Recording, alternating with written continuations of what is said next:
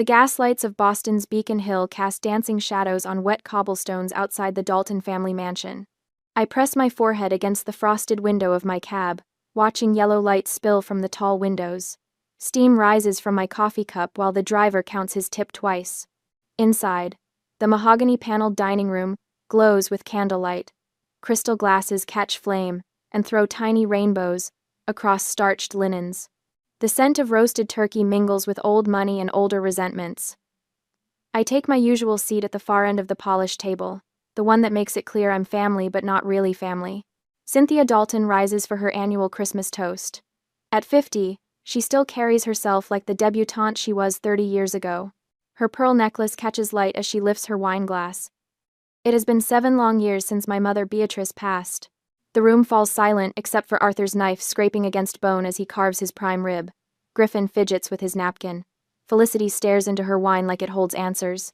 And I still firmly believe that a true family fortune should belong to true family. Blood relatives, not outsiders. Cynthia's eyes find mine across the gleaming table. The words land like a slap. But at least the Dalton legacy, this company, will always belong to actual Dalton blood, not to outsiders. I set my wine glass down with careful precision. My hands don't shake. They never shake during family dinners anymore. Arthur grunts approval while sawing through his meat. A legacy that won't last another year if that vulture Julian Hayes and his LHT fund keep strangling us in the boardroom. Felicity nods with theatrical drama, her blonde curls bouncing. He blocked Griffin's promotion again last week. It's like he wants the company to fail. Griffin pounds the table hard enough to make silverware jump. Hayes treats us like criminals in our own boardroom. That LHT loan is killing us with their oversight. I maintain my gentle smile, sipping wine while my adoptive family tears apart the man I hired to protect my investment. The irony tastes better than the vintage Bordeaux. 7 years earlier, Beatrice Fairchild's lawyer had read the shocking will in this very room. $90 million in investment portfolios left entirely to adopted granddaughter Evelyn Wright. The family's fury had been immediate and spectacular. Arthur's panicked admission that Dalton Manufacturing faced bankruptcy within months. My private meeting with financial advisor Julian Hayes 3 days later had been brief and decisive. I don't want to own their company. I want them indebted to me. Create an anonymous trust. Loan them exactly what they need. Put yourself on their board to protect the investment. The LHT trust formation had taken 6 weeks. $90 million flowing to Dalton Manufacturing as a secured loan against every company asset. The family's desperate gratitude when Julian Hayes appeared as their mysterious savior. He never revealed his true employer. For 7 years, I've watched them call my protector a vulture while living off my inheritance. Every board meeting Julian attended, every oversight vote that saved them from their own incompetence, funded by the money they believe I don't deserve. Blood is important, I say softly, my voice carrying new steel. But so is gratitude, and respect, and remembering who stands by you when everything falls apart. Cynthia's laugh cuts like crystal breaking. Oh, Evelyn, always so philosophical. You wouldn't understand the pressure of carrying a real family legacy. The words settle like winter air through the room. I feel something shift behind my dark eyes. After 30 years of being the grateful outsider, clarity replaces confusion. The adopted girl desperately seeking approval dies quietly in her chair. You're absolutely right, Aunt Cynthia. I wouldn't understand that particular pressure. Arthur waves his fork dismissively. The company built this family's reputation. 4 generations of Dalton men ran that factory. But now some anonymous fund thinks they can tell us how to run our own business. Griffin's voice cracks with indignation. LHT won't even tell us who they represent. Just hide behind lawyers and corporate shell games. Cowards, Felicity adds, refilling her glass. Real business people show their faces. I study their faces across the candlelit table. Cynthia's sharp cheekbones, Arthur's receding hairline, Griffin's weak chin, Felicity's entitled pout. These people took my grandmother's love, my childhood loyalty, my adult generosity, and threw it back in my face every Christmas for 7 years. They've made their position clear. I'm an outsider. The money Beatrice left me belongs to blood family. The company should never be controlled by someone like me. The decision forms like ice crystallizing in winter air. Clean, sharp, irreversible. Tomorrow morning, I'll call Julian Hayes from my Commonwealth Avenue apartment. Through floor-to-ceiling windows overlooking Boston Common, I'll give him new instructions. 7 years of protection end now. The 7-year loan, Julian. It's time for renewal negotiations. But there won't be any negotiations. I'll call the note. Demand payment in full within 45 days. They don't have 90 million in cash. Their only assets are already collateralized to LHT. To me, default is certain. Foreclosure is guaranteed. The family will lose everything. Cynthia raises her glass again. To family blood and family legacy. To keeping what belongs to us in the right hands. I lift my wine glass and smile. To getting exactly what you ask for. The toast echoes around the mahogany table. Crystal chimes against crystal. Outside, snow begins to fall on Beacon Hill, covering the cobblestones in pristine white. By spring, the Dalton family legacy will belong to someone new. Someone they called an outsider. Someone who learned that blood may be thicker than water, but debt is thicker than blood. They wanted blood family only. Tomorrow, they'll discover what happens when the outsider stops protecting them from themselves. The next morning arrives gray and cold through my Commonwealth Avenue apartment windows. Boston Common stretches white with fresh snow, the kind that makes footprints look like accusations against pristine silence. I hold my coffee cup with both hands, letting steam warm my face while I stare at the cardinal perched on my window ledge, bright red against all that white. My phone sits on the marble countertop. Julian Hayes' number is already highlighted on the screen. One call changes everything. 7 years of protection end with a single conversation. I press dial. Julian. His voice carries the crisp efficiency of a man who's spent decades managing other people's crises. I expected to hear from you this morning. The 7-year loan, Julian. It's time for renewal negotiations. The pause stretches long enough for me to count the cardinal's tiny breaths fogging against cold glass. When Julian speaks again, his tone has shifted from polite professionalism to careful attention. 7 years of working together taught him to read the spaces between my words. They're assuming automatic renewal at the same terms. Arthur mentioned it will be routine paperwork. No. The word comes out steady as January wind. We are not renewing. Call the note. Demand payment in full within 45 days. Silence fills the line while Julian's financial mind calculates implications. He doesn't ask why. After last night's Christmas dinner, explanations are unnecessary.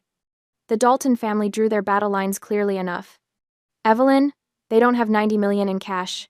His voice carries the weight of 7 years watching their entitled incompetence drain company resources. Their only assets are already collateralized to us. Default is certain. We'll be legally required to foreclose. I understand completely. The company will enter Chapter 7 bankruptcy within 45 days. The family will lose everything. The cardinal tilts its head, studying my reflection in the window. Such a small creature to survive Boston winters. Such fierce determination packed into fragile bones. And Julian, when you send the demand letter, make certain they understand exactly who LHT represents. Another pause. Longer this time. You want them to know. I want them to understand exactly who they've been calling a vulture. After hanging up, I walk to my laptop and open the secure folder Julian maintains for my review. 7 years of board meeting minutes from Dalton Manufacturing. Every vote. Every decision blocked by LHT's oversight authority. Every instance where Julian Hayes prevented the family from destroying what 4 generations built. Arthur's proposed corporate jet purchase. $12 million for weekend trips to Martha's Vineyard while factory equipment needed repairs. Vote blocked by LHT Representative Julian Hayes. Griffin's attempt to fire plant manager David Miller and replace him with his fraternity brother, a competent 20-year employee sacrificed for nepotism. Vote blocked by LHT Representative Julian Hayes. Cynthia's pressure to relocate manufacturing overseas, eliminating 400 local jobs to boost quarterly profits. Vote blocked by LHT Representative Julian Hayes. Every destructive impulse stopped by my anonymous protection. Every decision that would have destroyed worker livelihoods prevented by money they called mine illegitimately. 7 years of saving them from themselves while being called an outsider who doesn't understand family pressure. My phone buzzes with Julian's confirmation text. Demand letter prepared, legal team standing by. Shall I include the LHT trust documentation revealing your ownership? I type back without hesitation. Include everything. They deserve to understand exactly who they've been calling a vulture. 2 hours later, Julian calls with an update that surprises no one who's watched the Dalton family operate.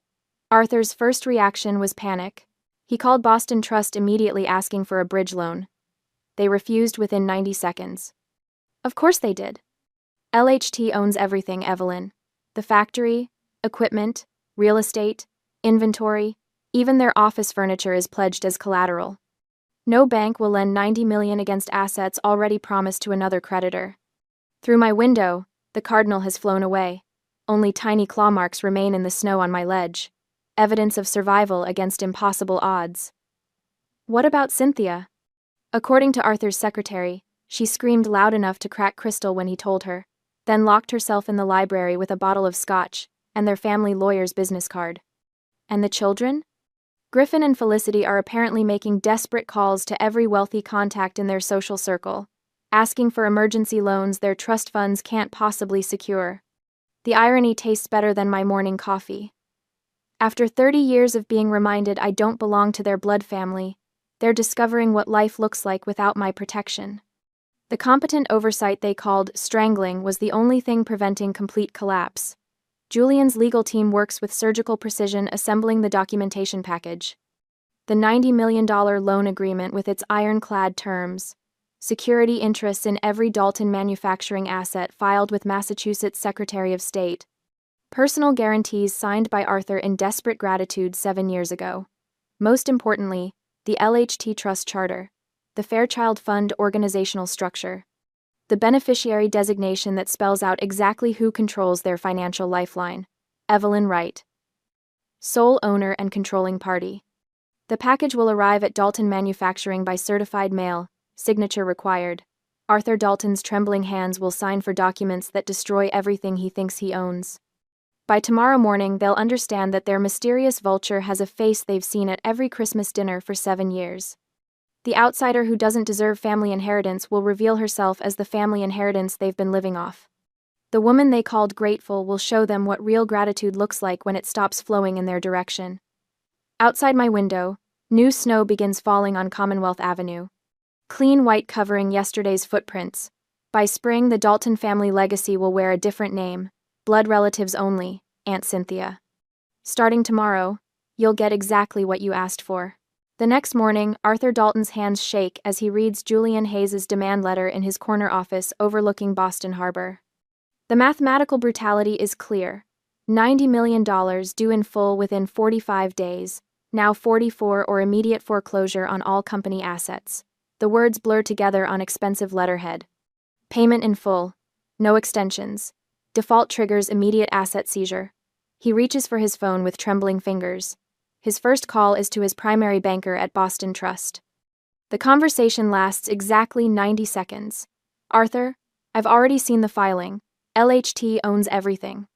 We can't lend $90 million against assets already promised to them. The banker's voice carries the clinical detachment of someone cutting off a drowning man. You're radioactive until this resolves. The line goes dead. Arthur stares at the harbor where cargo ships move like toys in the distance. His second call is to Cynthia. Her scream echoes through the mansion's marble halls when he reads her the demand letter over the phone.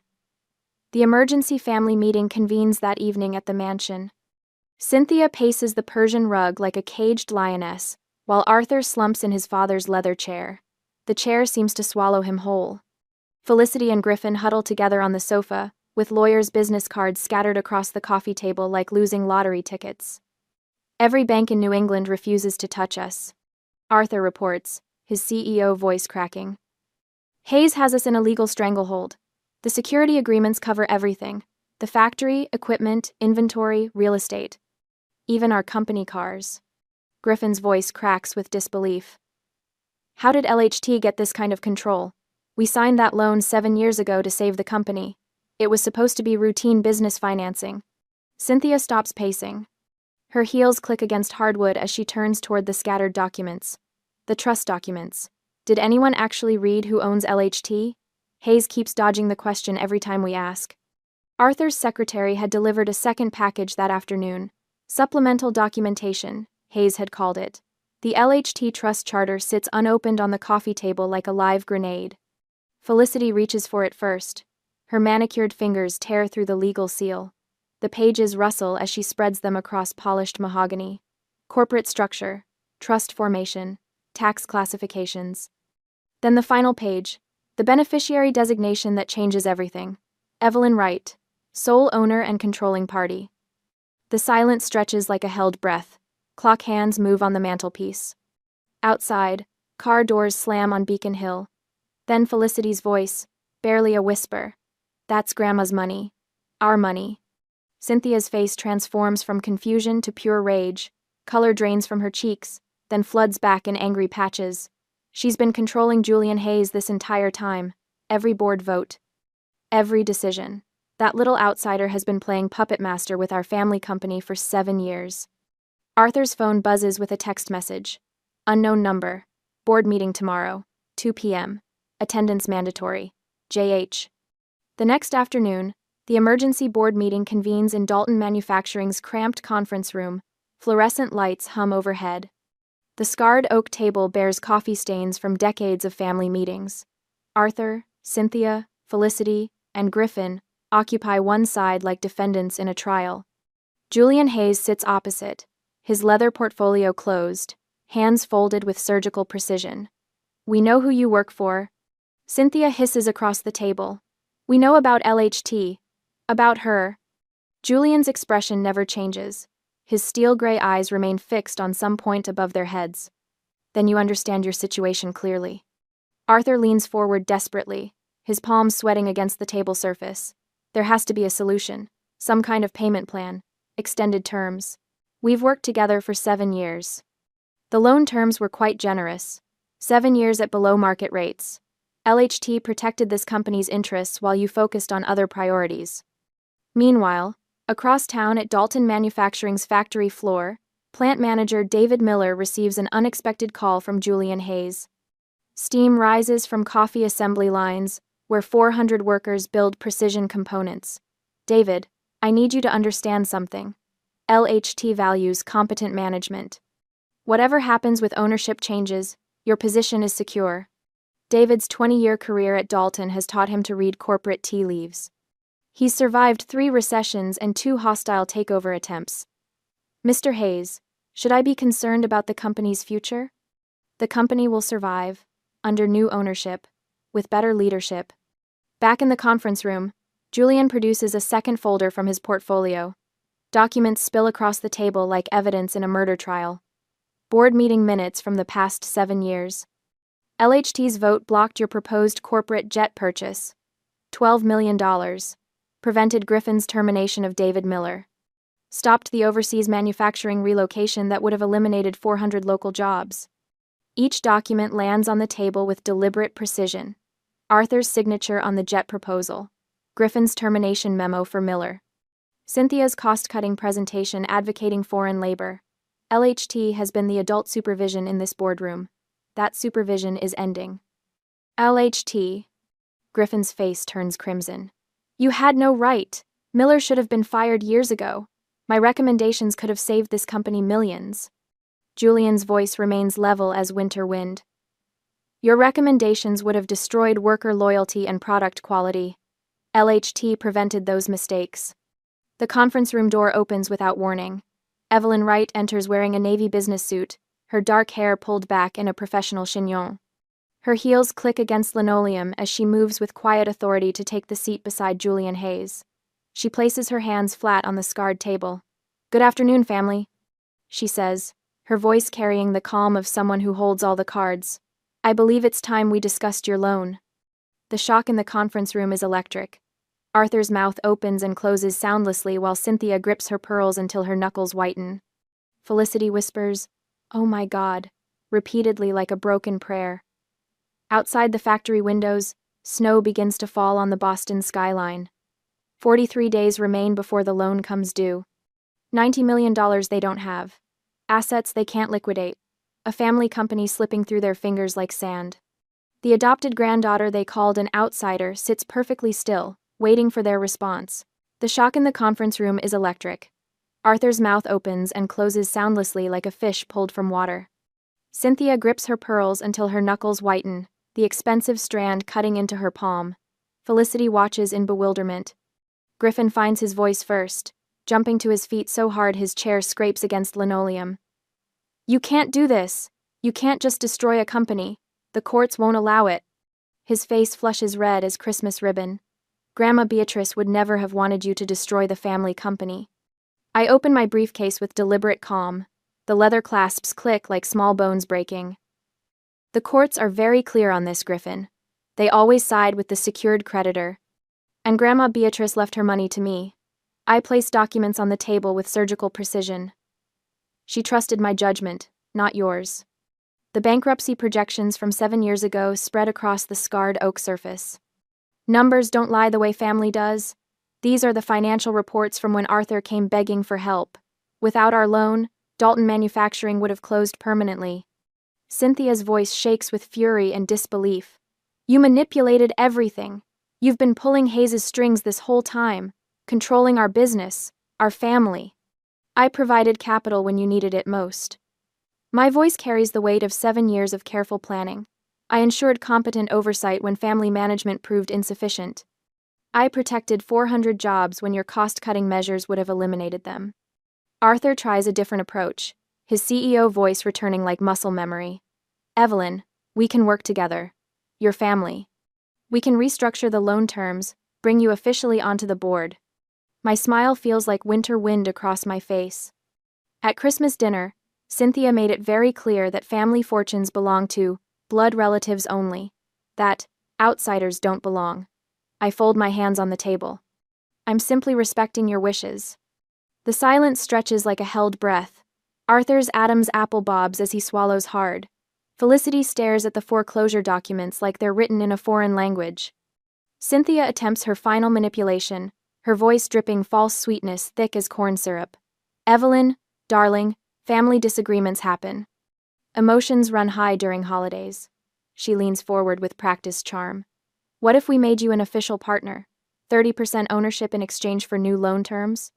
50%, Arthur counters quickly, desperation cracking his executive facade. Equal partners. I stand, closing my briefcase with a sharp snap that echoes through the room. 7 years ago, you accepted LHT's $90 million gratefully. You signed personal guarantees against every company asset. My voice remains conversational, which makes it more devastating. You promised Julian Hayes full board oversight privileges. Griffin slumps back into his chair. Cynthia's fake smile crumbles like old plaster. At Christmas dinner, you called me an outsider who doesn't deserve family inheritance. Today, you want me as a partner. I move toward the door, my heels clicking against worn linoleum. Which position reflects your true feelings? Felicity tries one last desperate gambit, her voice cracking. We'll give you whatever you want. Full control. Just don't destroy the company Dad built. I pause with my hand on the doorknob. Your father didn't build this company. Your grandfather did. Your father has been running it into the ground for a decade. The truth cuts through the room like January wind.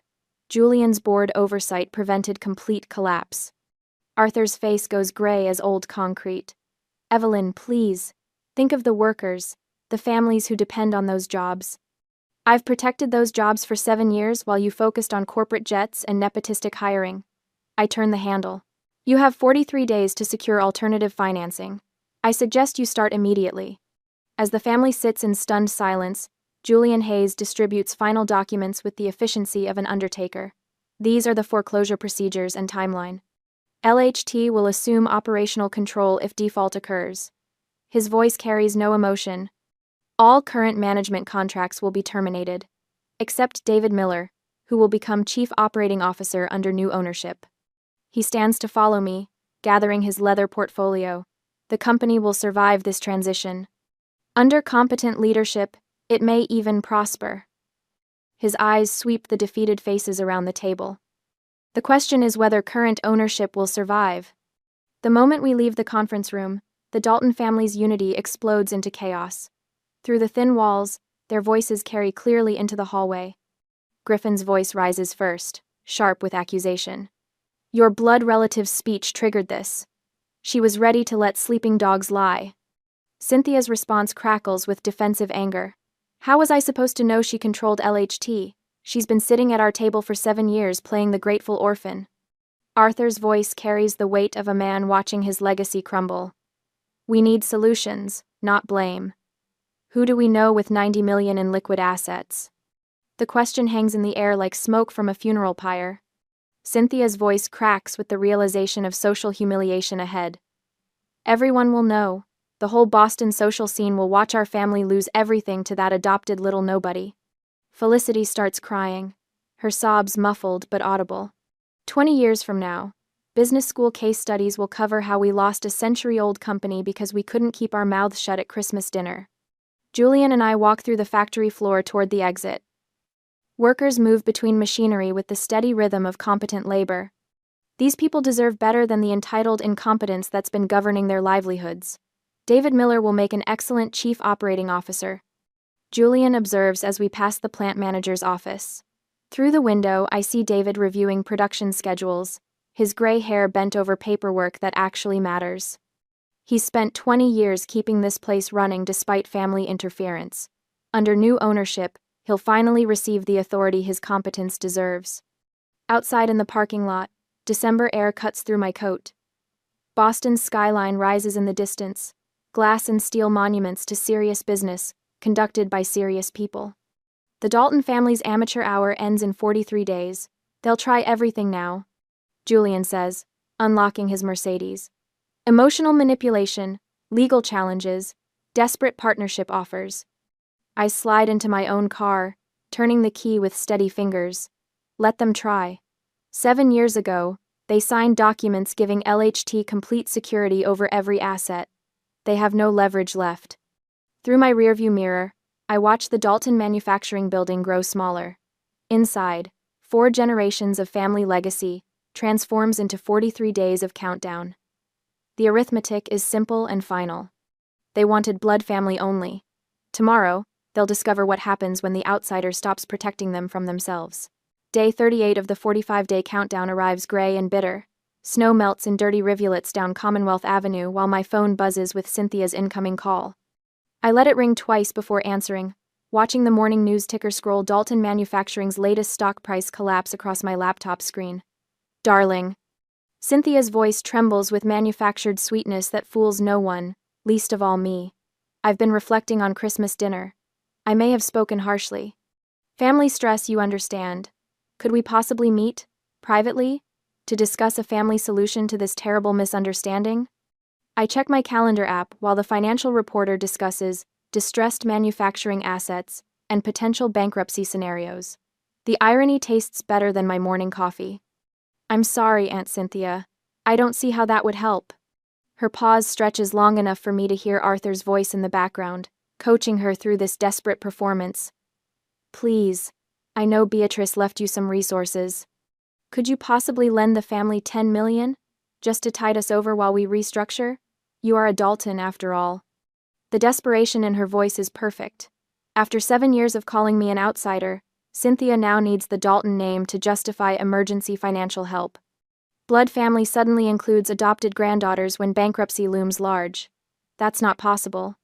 I reply, my voice carrying the same polite distance she's shown me for decades. Good luck with your restructuring efforts. I hang up and speed dial Julian Hayes. He answers on the first ring, his voice crisp with professional efficiency. Status report? 0 progress on alternative financing. 3 banks refused them this week.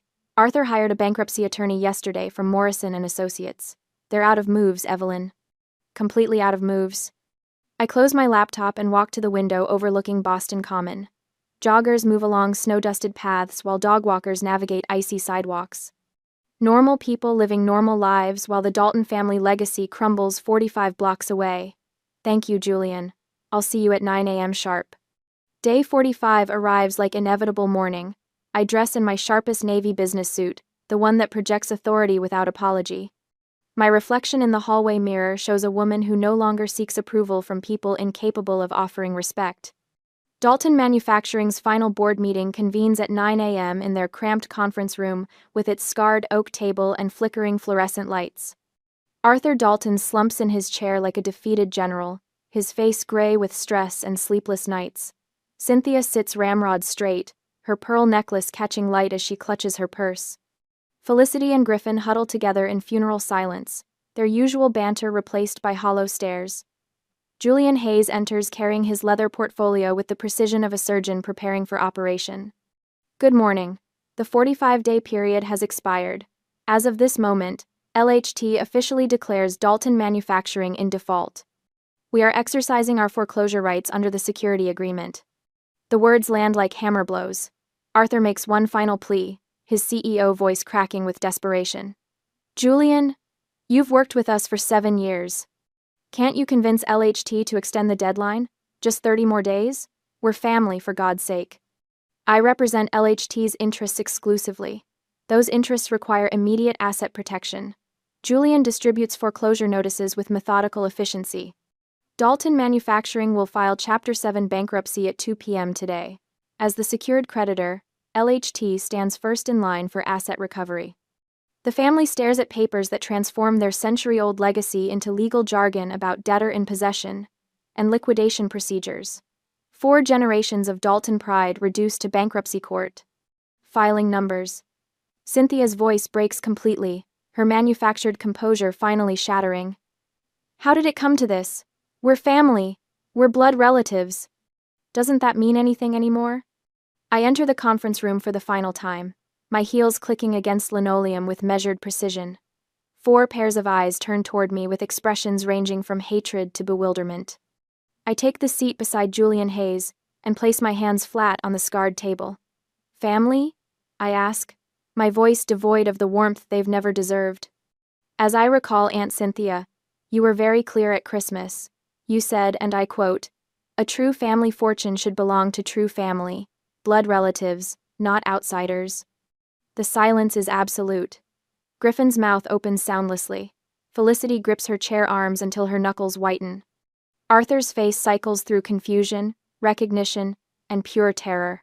You made your position clear, I continue, my words falling like winter rain.